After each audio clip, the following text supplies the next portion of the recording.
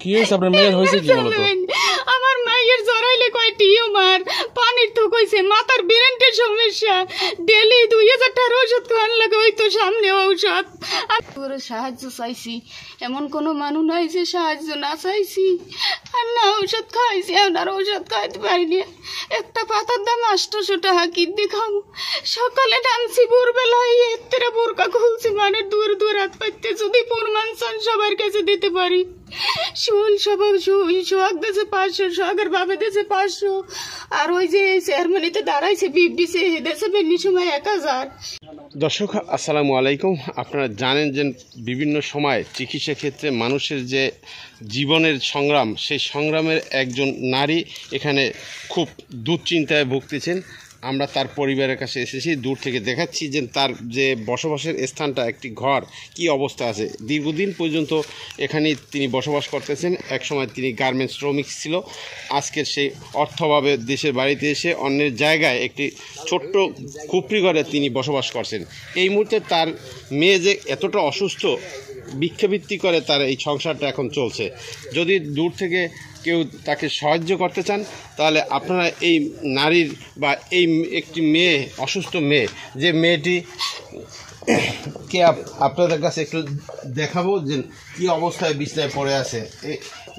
একটি দুরারোগ্য রোগ, ক্যান্সারে আক্রান্ত এই মেয়েটিকে সাহায্য করার জন্য একটু আপনারা এগিয়ে আসেন, তাহলেই সে আবার পূর্ণাঙ্গ জীবন পেতে পারে। তো তাকে বিভিন্ন সময় ডাক্তার দেখানো হয়েছে, সেই ডাক্তারে বলেছে যদি সুচিকিৎসার মাধ্যমে তাকে তার পিছনে অর্থ ব্যয় করতে পারে, তাহলেই এই রোগী সুস্থ হতে পারে। আমরা শুনবো তার জীবনের কাহিনী। আমার অবস্থা খারাপ, বেশি শরীরটা খুব খারাপ, মাথাটা প্রচুর ব্যথা করে, মাথা অনেক সমস্যা, আমার পেটেও অনেক সমস্যা, আমি অসুস্থ, ভালোভাবে কথাও বলতে পারি না, আমার কিচ্ছু মনে থাকে না। কি রোগের কথা বলছে ডাক্তারে? জানি না, আমার মনে নেই। ওই ঔষধ আনি আর খাওয়াই মুই আনার পুলের থেকে 3 মাসে বিষ খাইতে গেলাম, চাউলের ট্যাবলেট আনছি ঘরে, খাইতে গেলাম, দেন বিষের যদি না করেন না হয় মৃত্যু দেন, নাইলে বাঁচার ফুট দেখাইয়ে দেন।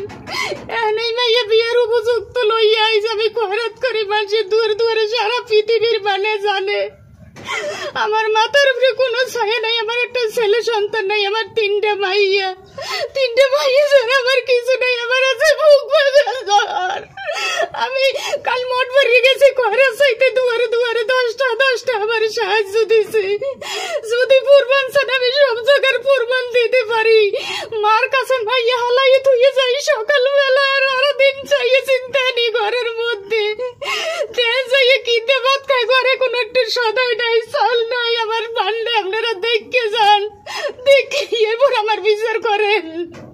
আমি আর কোনো কিছু কইতে পারবো না ভাই।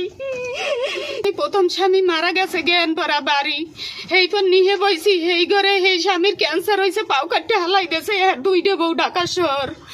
এখন আমাকে খান পরন কিছু দিত না, আমি আজীবন চাকরি করে খাইছি, সমস্ত মানুষে জানে, দেশবাসী মানুষে জানে আমি কিভাবে খাইছি। এখন চলার মতন কোনো লাইন নেই, আমি চলতে আর চালাইতে পারি না দাদা, চালাইতে পারি না।